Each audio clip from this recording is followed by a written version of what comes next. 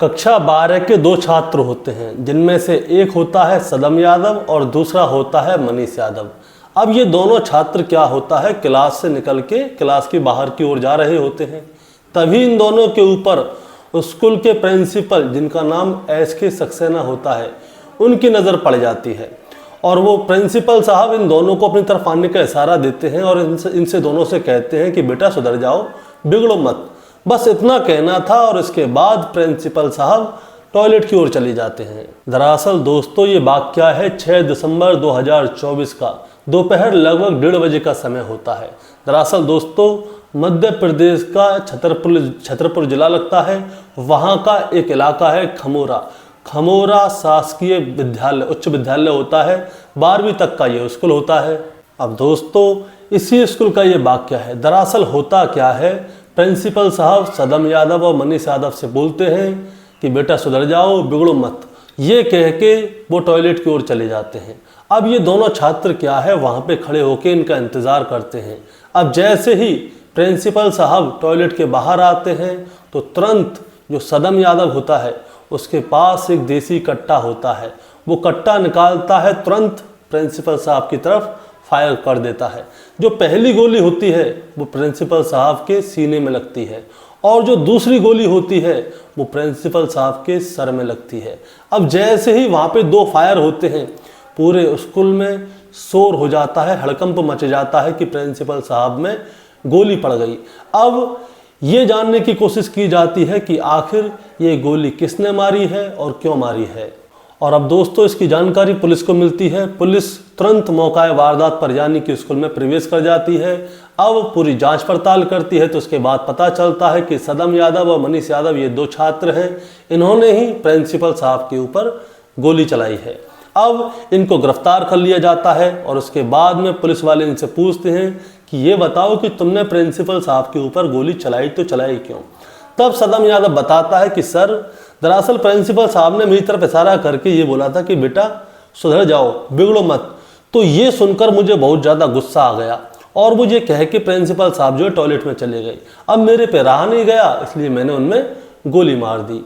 अब दोस्तों, जैसे ही इस बात के बारे में आसपास के एरिया में पता चलता है कि प्रिंसिपल साहब में गोली पड़ गई और जब ये पता चलता है कि किस वजह से प्रिंसिपल साहब में गोली पड़ी है, तो सभी लोग ये सोचने पर मजबूर हो जाते हैं कि एक छोटी सी बात के चक्कर में 2 छात्रों ने प्रिंसिपल साहब के ऊपर गोली चला दी। दरअसल दोस्तों, आज की कहानी में भी कुछ ऐसा ही होता है। दरअसल आज की कहानी में भी जो कत्ल होता है वो स्कूल के अंदर ही होता है और यहाँ पे कत्ल करने वाला एक छोटा सा बालक होता है और जिसका कत्ल होता है वो भी एक छोटा ही बालक होता है। दरअसल अगर इस कत्ल करने वाले को कोई देख नहीं रहा होता तो कोई भी आज की कहानी पे विश्वास नहीं कर पाता। तो दोस्तों, आज की कहानी मैं शुरू करूंगा उससे पहले मैं बस आपसे यही कहना चाहता हूं कि अगर आप मेरे चैनल पे नए हैं तो चैनल को सब्सक्राइब कर दीजिए ताकि रोजाना शाम को 8 बजे मैं आपके लिए एक सच्ची घटना की कहानी लेकर आ सकूं। नमस्कार दोस्तों, मैं गौरव शर्मा और आप देख रहे हैं गौरव शर्मा सफ़र। दोस्तों, आज की जो सच्ची घटना मैं आपको सुनाने जा रहा हूं, ये सच्ची घटना शुरू होती है राष्ट्रीय राजधानी दिल्ली से। राष्ट्रीय राजधानी दिल्ली का एक जिला लगता है दक्षिण पश्चिम और दक्षिण पश्चिम का ही एक थाना लगता है बसंत विहार। और बसंत विहार में ही एक प्राइवेट स्कूल है जिसका नाम चिन्मय स्कूल होता है। यहाँ पे 3 दिसंबर 2024 की सुबह लगभग 9:30-10 बजे का समय होता है। एक फ़ोन पहुँचता है स्कूल के ही एक बच्चे के माता पिता के पास, नाम सागर होता है। उनसे पूछा जाता है कि क्या आप सागर बात कर रहे हैं, कुमुदपुर पहाड़ी बसंत विहार के रहने वाले। इधर से वो कहते हैं कि जी हाँ, मैं बात कर रहा हूँ। तो स्कूल से पूछा जाता है कि आपके बेटे का नाम प्रिंस है जो कक्षा 6 में पढ़ता है। तो वो कहते हैं हाँ, आप सही कह रहे हैं, मेरा बेटा कक्षा 6 में पढ़ता है। फिर स्कूल वाले पूछते हैं कि आप प्लम्बर का काम करते हैं। वो कहता है कि हाँ, मैं प्लम्बर का काम करता हूँ। जब स्कूल वाले ये बात कंफर्म कर लेते हैं कि यही सागर है प्रिंस के पिता, तो वो उनसे कहते हैं कि आप जितनी जल्दी हो सके फोर्टिज हॉस्पिटल बसंत कुंज पहुंच जाइए क्योंकि आपके बेटे की तबीयत बहुत ज़्यादा ख़राब है। अब पिता ने जैसे ही ये वाली बात सुनी तो वो तुरंत अपनी पत्नी नीतू को लेकर जितनी जल्दी हो सकता था फोर्टिज हॉस्पिटल पहुंचने की कोशिश करता है क्योंकि वो ये जानना चाहता था कि आखिर उसके बेटे को हुआ क्या है। अब जैसे ही वो हॉस्पिटल पहुंचता है तो पता चलता है कि डॉक्टर साहब वहाँ पे हाथ खड़े कर देते हैं। वो कहते हैं कि आई एम सॉरी, हम आपके बेटे को बचा नहीं पाए। डॉक्टर कहते हैं कि दरअसल जब ये बच्चा हॉस्पिटल आया था ये पहले से ही मरा हुआ था। अब जैसे ही उस बच्चे के माता पिता ये वाली बात सुनते हैं तो उनके पैरों के नीचे से ज़मीन खिसक जाती है। वो दोनों वहाँ पे ज़ोर ज़ोर से फूट फूट के रोने लगते हैं। अब जो उसकी माँ थी नीतू, वो अपने बच्चे को वहाँ पे पकड़ के रोने लगती है, उसके कपड़ों को उतार के चेक करने लगती है कि कहीं ऐसा तो नहीं कि मेरे बेटे के साथ यहाँ पे कोई मारपीट की गई हो जिसकी वजह से इसकी मौत हो गई हो। और जो उसका पिता था सागर, वो ये सोचने कर मजबूर हो जाता है कि आखिर ऐसा हुआ क्या। अभी सुबह 8:30 बजे मैं अपने बेटे को स्कूल छोड़ के गया हूँ और ये बच्चा उस समय बिल्कुल ठीक था, लेकिन अचानक से 1-1.5 घंटे के अंदर ऐसा क्या हुआ कि इसकी मौत हो गई। अब दोस्तों देखते ही देखते ये वाली बात क्या है, इनके परिवार के लोगों को पता चल जाती है। और परिवार के लोगों से जो लोग इनके आसपास के एरिया में रहते हैं, दरअसल कुमुदपुर थाना पहाड़ी एरिया में जितने भी लोग रहते हैं वो सारे लोग इकट्ठा होकर चिन्मय स्कूल पहुंच जाते हैं और वहां पहुंच के हंगामा खड़ा कर देते हैं। और अब जैसे ही स्कूल के बाहर हंगामा खड़ा होता है तो स्कूल के ऊपर प्रेशर पड़ने लगता है। और दोस्तों इतना ही नहीं, ये खबर सोशल मीडिया के ज़रिए बहुत स्पीड से फैलती है और ये खबर दिल्ली की मुख्यमंत्री तक पहुंच जाती है। दिल्ली की मुख्यमंत्री यानी कि आतिशी जी तक उनके पास ये खबर पहुंचती है कि एक स्कूल के अंदर कक्षा 6 का छात्र जिसकी उम्र लगभग 12 साल है, उसकी संदिग्ध परिस्थितियों में मौत हो गई है। और अब दोस्तों वो क्या करती है मैं आपको बताता हूँ। वो अपनी तरफ से 2 टीम गठित करती हैं, जिसमें कि एक एसडीएम साहब की होती है और दूसरी जो स्कूल के जो मामले होते हैं वो शिक्षा विभाग देखता है। तो एसडीएम साहब की टीम और शिक्षा विभाग की टीम, ये 2 टीम गठित की जाती हैं और इन दोनों से कहा जाता है कि इस मामले की पूरी तरह से अच्छी तरह से जाँच पड़ताल की जाए और जल्दी से जल्द इसकी रिपोर्ट उनको दी जाए। और अब इधर क्या होता है दोस्तों, जो परिवार के लोग होते हैं और उनके आसपास के लोग होते हैं वो वहाँ पे हंगामा करना शुरू कर देते हैं, यानी कि स्कूल के बाहर। सुबह से लेके शाम हो जाती है लेकिन परिवार वाले लोगों को कोई भी सफलता मिलती नहीं। और इधर 3 जांचें होती हैं। 3 जांचों में पहली जांच होती है एसडीएम साहब की, दूसरी शिक्षा विभाग की और तीसरी जो होती है वो पुलिस की होती है।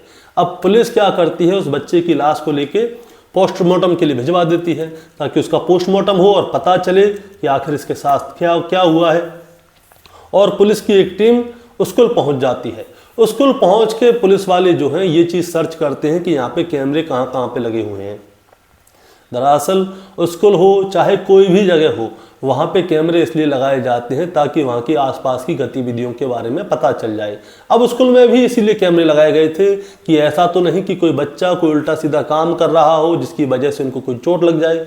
इसीलिए पुलिस वाले क्या करते हैं, जो इसका कंट्रोल रूम होता है, स्कूल का कंट्रोल रूम होता है, वहाँ पर जाते हैं और उस समय को देखते हैं, जो टाइमिंग होती है बच्चे की, उस समय को देखते हैं कि कितने बजे ये बच्चा कहाँ पे पाया गया था। तो टाइमिंग देखते हैं, सुबह 9 बजे के आसपास का समय होता है और ये बच्चा कहाँ पे पाया गया था ये देखते हैं। अब होता क्या है दोस्तों, अब होता ये है कि सीसीटीवी फुटेज में 6 सेकंड का एक ऐसा सीन होता है जिसे देखकर पुलिस वाले चौंक जाते हैं। और अब दोस्तों मैं आपको बताऊंगा कि वहाँ पे हुआ क्या था। हुआ ये था, कक्षा 6 का एक छात्र होता है प्रिंस, ये क्या है जो स्कूल का गलियारा होता है वहाँ से जा रहा होता है और इसी का एक सहपाठी होता है वो इस तरफ से आ रहा होता है। ये दोनों ऐसे करके चल रहे होते हैं। उसकी भी उम्र लगभग 12 साल होती है, प्रिंस की भी उम्र लगभग 12 साल होती है और ये दोनों ही कक्षा 6 के छात्र थे। होता क्या है, ये चलते चलते दूसरे वाले लड़के का कंधा जो है प्रिंस के कंधे से टकरा जाता है। उसके बाद लगभग 2 मिनट तक इन दोनों के बीच मुंह से वार्तालाप होती है, यानी कि इन दोनों में झगड़ा होता है। क्योंकि उस वाले लड़के को क्या है, थोड़ी ही देर में गुस्सा आ जाता है कि इसका कंधा मेरे कंधे से छुआ तो छुआ क्यों। अब इन दोनों के बीच में बहुत देर तक वार्तालाप होती है, मतलब 2 मिनट तक वार्तालाप होती है। उसके बाद में वो लड़का क्या करता है, प्रिंस के गले को पकड़ के दबाने लगता है। वो तकरीबन 6 सेकंड तक प्रिंस के गले को दबाता है और उसके बाद में वो उसके गले को छोड़ देता है। अब जैसे ही वो उसके गले को छोड़ता है तो प्रिंस वहीं पे ज़मीन पे गिर जाता है। अब जैसे ही प्रिंस ज़मीन पे गिरता है तो स्कूल के और छात्रों के ज़रिए ये वाली बात जो है स्कूल के प्रशासन को बताई जाती है कि प्रिंस वहाँ पे बेहोश होकर गिर गया है। अब जैसे ही स्कूल प्रशासन को ये वाली बात पता चलती है तो स्कूल प्रशासन के लोग दौड़ते हुए प्रिंस के पास आते हैं और उसे तत्काल नज़दीक में ही एक हॉस्पिटल है, होली एंजल हॉस्पिटल, वहाँ पे ले जाया जाता है। अब जब ये प्रिंस को होली एंजल लेकर जाते हैं तो होली एंजल हॉस्पिटल वाले उनसे कहते हैं कि आप इस बच्चे को हायर मेडिकल सेंटर लेके जाइए, हम इस मामले में कुछ भी नहीं कर सकते। दरअसल दोस्तों, जो फोर्टिस हॉस्पिटल है उनका कहना ये है कि जब ये बच्चा हमारे हॉस्पिटल में आया था तो ये पहले से ही मरा हुआ था, और मेरे हिसाब से शायद जब ये होली एंजल हॉस्पिटल में पहुंचा होगा तो वहाँ पे भी ये पहले से मरा हुआ होगा, लेकिन उन्होंने ये सोचा होगा कि शायद बड़े हॉस्पिटल के लोग इसको बचा लें क्योंकि वहाँ पे मशीन अच्छी होती हैं, तो इन्होंने इस बच्चे को वहाँ पे ट्रांसफ़र कर दिया। और जब पुलिस ने सीसीटीवी कैमरे की फुटेज निकाली तो पता चलता है कि जो दूसरा बच्चा था जो कि कक्षा 6 में पढ़ता था, उसने तकरीबन 6 सेकंड प्रिंस की गला दबाया था और शायद इसी वजह से प्रिंस की मौत हो गई। हालांकि दोस्तों अभी इस मामले की जांच पड़ताल चल रही है, लेकिन पुलिस ने भारतीय न्याय संहिता धारा 105 के तहत उस नन्हे बालक पर, यानी कि नन्हा कातिल जब वो बन गया है, उसके ऊपर FIR दर्ज कर ली है और उस बच्चे को हिरासत में ले लिया जाता है और उससे पूछताछ भी शुरू हो जाती है। और इधर जो प्रिंस के माता पिता थे, उन दोनों का रो रो कर बुरा हाल हो जाता है। उस बच्चे के पिता, जिनका नाम सागर है, जो कि प्लम्बर का काम करते हैं, वो अपने बेटे को याद कर रहे थे, उसकी बातों को याद कर रहे थे। एक इंटरव्यू में दिखाया जाता है कि वो जो सागर हैं, प्रिंस के पिता, वो रोते रोते बताते हैं कि मेरा बेटा पढ़ने लिखने में बहुत होशियार था, बहुत होनहार बच्चा था उनका बच्चा उनसे कहता है कि पापा, मैं आपके लिए एक ऐसी कार लेकर आऊँगा जो कि पूरी गली में किसी के पास नहीं होगी, और जब आपसे कोई पूछे ना कि ये कार आप कहाँ से लाए, तो उनसे कहना कि ये मेरे बेटे प्रिंस ने मुझको दी है। वो बेटा अपनी माँ से कहता है कि माँ, मैं आपके लिए बहुत बड़ा घर बनाऊंगा जिसमें कि आपके लिए बहुत बड़ा कमरा होगा, हम लोग वहीं पे रहा करेंगे, और ऐसा घर बनाऊंगा जिस घर में हम सभी को सारी सुविधाएं मिलेंगी, किसी भी चीज़ की कोई कमी नहीं होगी। दोस्तों, उस बच्चे की कल्पना शक्ति बहुत अच्छी थी। वो अपने परिवार के बीच में रहता था, उन सभी से बात करता था और वो पढ़ने में भी बहुत अच्छा था। लेकिन ये कौन जानता था कि उसका कंधा किसी दूसरे कंधे से ऐसा टकराएगा कि वो उसके जीवन का आखिरी दिन बन जाएगा। दोस्तों, मैं आपको एक और बात बताना चाहूँगा। जिस दिन प्रिंस की मौत हुई थी उसी दिन, यानी कि 3 दिसंबर 2024 को उसका जन्मदिन भी था, और जन्मदिन वाले दिन ही उसकी हत्या कर दी जाती है। और दोस्तों, बताया जाता है कि जो इस बच्चे का पिता सागर, जो कि प्लम्बर का काम करता है, इसका एक और बेटा है जो कि इसका बड़ा बेटा था, जिसका नाम प्रियांशु है, जो किसी और स्कूल में पढ़ता है। और इस घटना से दोस्तों पूरा दिल्ली प्रदेश हिल जाता है। जहाँ जहाँ तक ये खबर पहुँचती है वो सभी लोग सोचने पर मजबूर हो जाते हैं। ठीक उसी तरह से जैसे मध्य प्रदेश के छतरपुर में घमोरा नाम की एक जगह पड़ती है, शासकीय उच्च विद्यालय में सदम नाम का एक लड़का होता है।